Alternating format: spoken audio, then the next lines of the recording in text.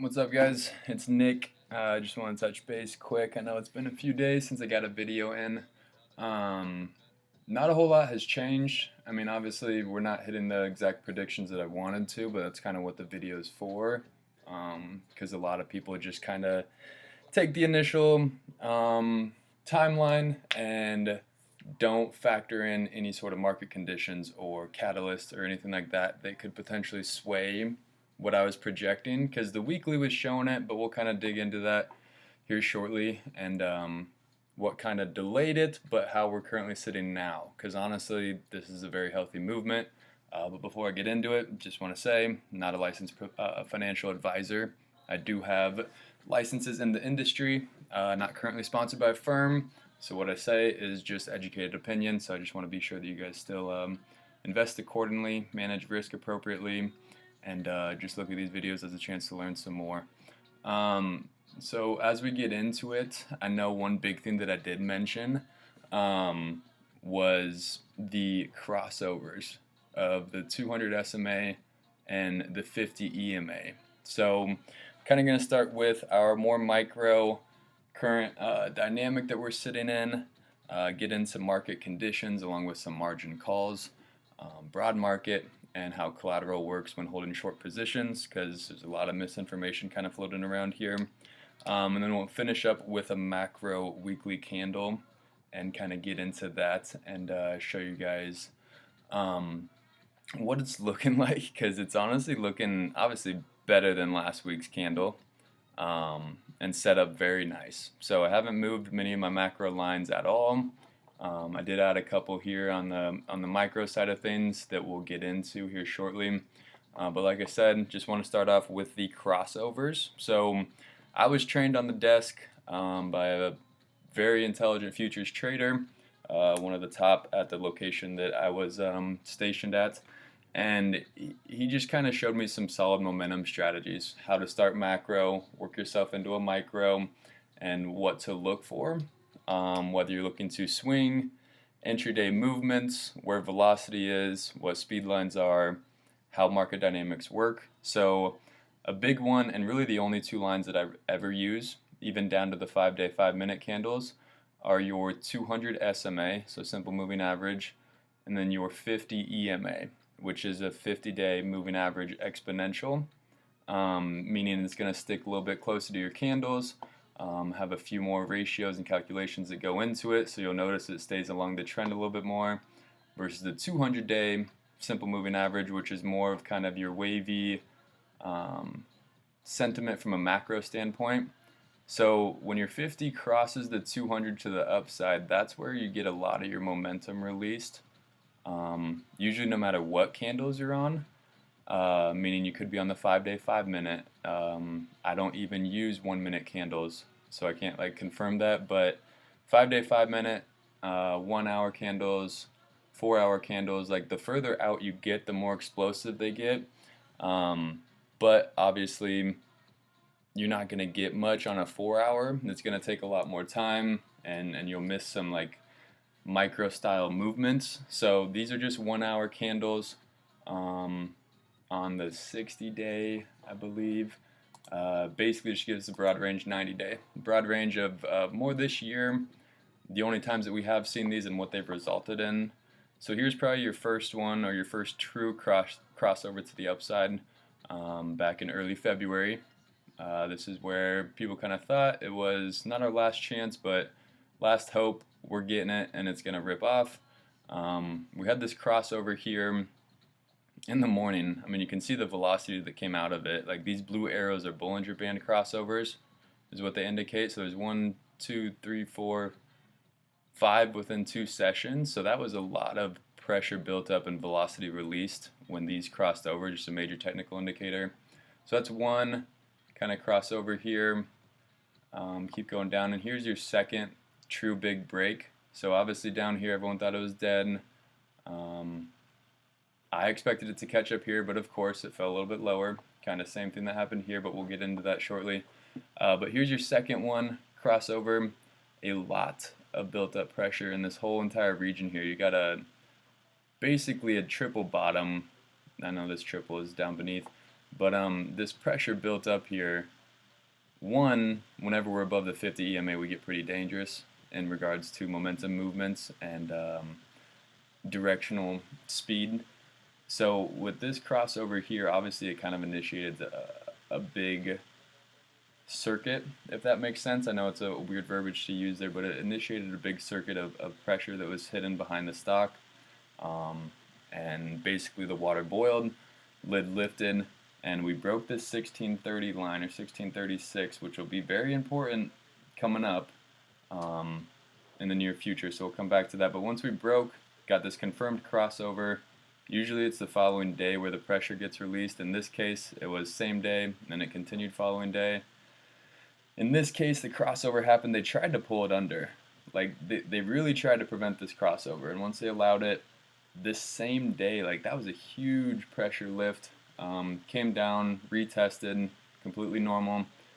Broke and tested the macro wedge, which we'll get into shortly. Came back down, and then we stayed above this 50. And we kind of just kept testing this macro wedge. And once we had the third retest, it just rocketed. And then obviously you had the rug pull, the calculated halts, and a lot of like poor market conditions for you to get this kind of J or L type stair step. Like, the fact that we started out with these days for almost 6 weeks, probably pretty close to it, like, it's just clear dragging. Like, they pulled all the supply, you can see it, they let it release at the open, pulled it straight down, pulled it down, and it had like this pointed shape, but then you slowly start to see it kind of start gaining that momentum a little bit back on the outside. Well, then they literally dried the volume out again. Kind of a similar thing we see in this region here. They dried the volume out and stretched the tape tremendously to give us this kind of movement. But if you notice here, we kind of started having these days where we curled up in volume towards the end because the pressure just had to be released somewhere. And then this RSI here, these 4 different blues, like, this shows me how manipulated and skewed it was, that they just dip that hard at open every single day. So the fact that we're finally out of that little curve here and regaining this kind of U-shaped volume as market days continue, it's really encouraging to me, because that's kind of what you started seeing. You see this V, sharp knife looking formation, then you start to get a little U, and it keeps climbing here, and until eventually you start getting more, and you get more pressure kind of released in like true price discovery.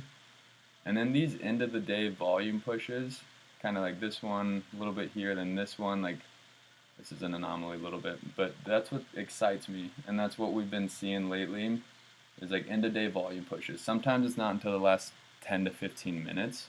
Other times it's the last hour, like for power hour. So that's encouraging to see, obviously, with this upward movement too. If you've been following me since February, like, I had almost these exact same rainbow lines just to dictate different channels that we're in as we're breaking out. We have this similar type stair step where it's like little baby stair steps pulled back, but we stayed above the 50. This is exactly what we're doing here. We had this breakout above, pulled under it hard. We didn't get pulled down near as far, came back up above it, and then this time we've stayed above it the whole time. Like, we've had a couple little dips down beneath here, but these lid lifts are getting a little bit more violent, and you'll notice that the 200 SMA has finally been curled down enough to where we've been able to test it a couple times. And you got your 50 EMA curling up off of this like recent buy volume, and also just kind of momentum shift. Like, everyone thought this was over, and we were going down to $3, I saw some people say, which I didn't expect to dip under 1130. I think I called bottom at 1085 or something, like, thinking this was it, and then of course they knifed it down and had one little flare down, and then this explosive move up the morning of Citadel's little tweet. But anyways, very similar style movement to right here, which is what I'm extremely excited about. Is that I think it could potentially show a little bit tomorrow. I don't know if we'll close above that 15 mark necessarily, but this will be whenever this takes place. It could be tomorrow, or the start of it tomorrow, confirmation on Monday, which is a little bit more likely here, to where this is going to be violent when these cross. And like when we get up above into this green and blue section and then start pressing this macro wedge, which we should have, we followed my model perfectly up until SPY dropped 16 points in a day. And you'll kind of see why they did that later on in this video, but just so you know for the time being.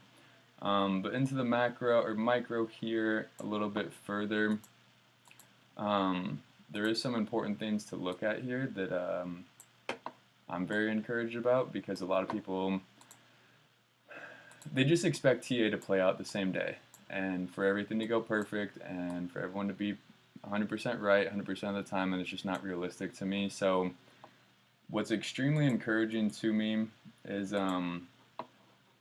obviously since this kind of break off here, this line is the macro wedge that I've referenced before, and we'll see it on the macro chart here at the end of the video. But this line has been super important because we've fallen off the top of the trading range into the bottom, found the bottom, exploded out, and we've been following these trend lines going up here. And what's super encouraging is that we broke out all of them, came down, came back up, and got above it, got above the 50. And this kind of break here was what I was really excited about.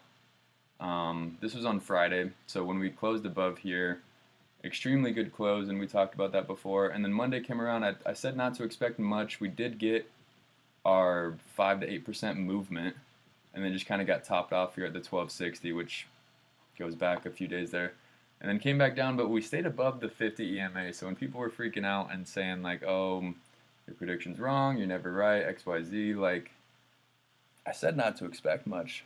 I said we could see a 5 to 8% day. We did, and then they shorted us off the top again.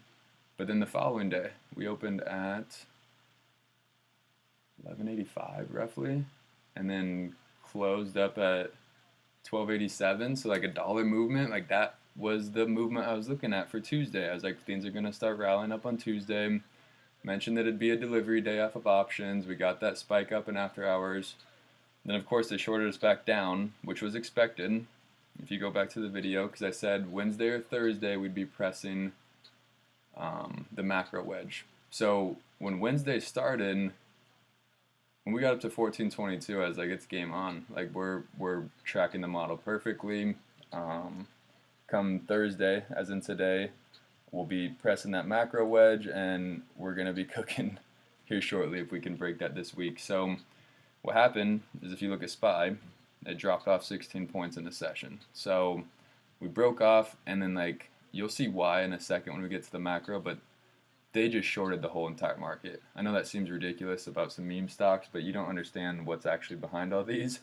But if they hadn't done this, they probably would have shorted it down to about the blue, maybe the 200 SMA, and we would have just kind of curled back up and then had an explosive day today. Well, you'll notice once they get it under the 200 SMA on the 1 hour, it just knifes from 1315 down to 1267. And I had this line in here this week. I posted a few charts on Twitter about it, but I knew it was going to catch. I was like, that's extremely violent from a sell-off, but broad market was down 4.5%, and we finished down 0.75%. So of course we might not hit, and I said it was possible 1776 to 28.5, depending on if we broke 22.5. But of course, like you can't always factor these kind of days in. Like I can expect them, or when I do see them, I don't get upset like, oh, my model failed, we're not going to do anything, we're done for. Like, no, data changes daily, and these channels still held true because we caught support, rode this red line up, had some good volume, decent volume, and movement here to get back above the 200 and kind of reclaim it. And you'll notice they tried to short us back down because we're going to pop heavy here, and they shorted off the top with the rest of the market, got us back down to this, which is our 50 EMA. And then they literally just, if you zoom in more, they kind of bounced it between these lines on like the 15 minute, I believe, the 200 and the 50. and we closed above the 200, which is very, very bullish.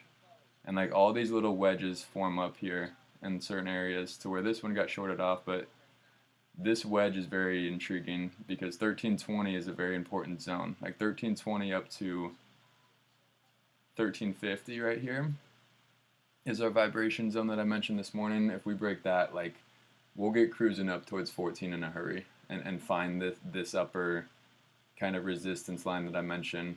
And I want to close, I'd like a close above 14 is really all I'm looking for tomorrow. Bare minimum above 1320. Like this line is very important for a weekly candle, and we'll get to that in a second. But not stressing the micro too much. I'll drop a tweet on that in the morning to kind of give you some more insight there. But above 1320 is a win for me. I know that's not beating max pain, but that's not my goal. But now let's get into the macro a little bit. So a lot of talk has been going on about margin debt and the fact that it's been falling recently. So a lot of FINRA's reports are primarily retail data for the most part that they're dropping. So like when they say margin debt's falling, there's two different ways to look at this. There's the standpoint from a client, meaning that if margin debt is falling, that's good. That means less risk is being applied to these accounts. So that's a good thing to see on the retail side of stuff. Another thing with that though is the collateral, or also like just the leverage being dealt on some of these banks and like hedge funds. Like we had 2 trillion on the reverse repo the other day, like literally a record. And with that, like the collateral, the debt, that stuff drops with it. So just because margin debt is dropping doesn't mean it's doing the same thing on the institutional side. So with that being said, the market drops. People think it kind of crushes our run, but you got to think like in order to hold a short position, you have to have collateral against it. Like whether you can have 200 to 1 or not, you still need collateral to hold those short positions, whether that's cash or other long assets. So like these major sell-offs sometimes could just be firms offloading their collateral or long positions in order to basically cover their margin debt, or just meet their margin requirements to hold the short positions, because cost to borrow is going up, the market's falling, so it's dropping the value of their collateral, meaning it's just going to kind of force this little trickle or also these sporadic 10-point moves on an indice in a day. So important things to look at there. I view it as a bullish thing because obviously as the market drops, like we eventually have to find our apex, and like when the bottom does drop out, I truly think that that's either going to be caused by AMC and GameStop running, or that will cause the squeeze to occur. Because market drops, your collateral drops on the short side, meaning you got to cover or come up with some assets to prove that you can hold on to these short positions. So they're coming. I know a lot of connections on the bank side of things on the street, or even just some family offices even that have been talking about different calls they have to give against other family offices or major banks, and they kind of report some of that data. So like I've seen legitimate numbers showing that these guys are having some crazy overnight debt that shouldn't even be allowed, but like dominoes are tipping. Bill Wang is wanging around doing some good work, even though he was on the other side. I am very happy that he's kind of rubbing it in these guys' face. Like they've ruined his life for passing bags or instigating this kind of behavior, and now it's coming back to bite him. So this is the weekly chart. Just something I kind of wanted to look into real quick because our weekly candle is looking beautiful. So still, as of right now, following that same arrow that I mentioned, that we're working our way back up. Like it's not going to be in one day, but if we get a weekly candle similar to this, or if you look at this candle right here before the January run up, equivalent to probably this candle here, it looks very, very similar when you zoom in. So here's our macros that I mentioned before on the weekly. Like that's our macro wedge, descending wedge there. So when we get into that, it does show you that we dropped off the top of this, fell down to the bottom, and then we came up into that rhombus. Like that weekly close last week was big for me because it solidified a reversal. So what's happening now, if you look at this weekly candle, is it's shifting to the right of this rhombus, but also pressing the very top. So what I'm looking for is that close that I mentioned, like maybe a 14 plus or even a 1380, 1320 minimum. Like if we just close above this major trend line here, which is 1315, roughly 1320, that's the win I'm looking for, because that's what's going to signify a major breakout of this macro wedge next week.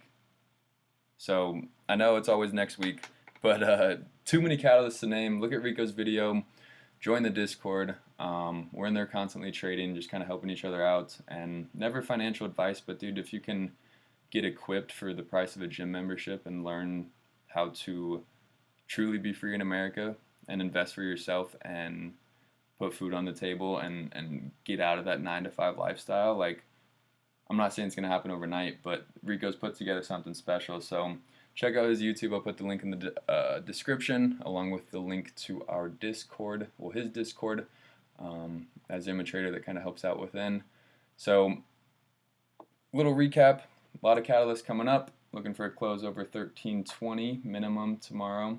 If we break this macro wedge, we could go on a jaunt tomorrow too. So nothing too overly crazy. Would love a Green Friday for once. It's been too long since we got one of those. Really similar to this week. You got that red candle, stop there, wick down, close above. This was the following week. Kind of similar to this one. Candles looking very similar, especially if we close up tomorrow. We're going to kind of have a full body on the top of that wick. It's looking good, like extremely good. So hang in there. We'll take it day by day. Macro vision, micro perspective. So appreciate you joining. Like, subscribe, and best of trading, guys.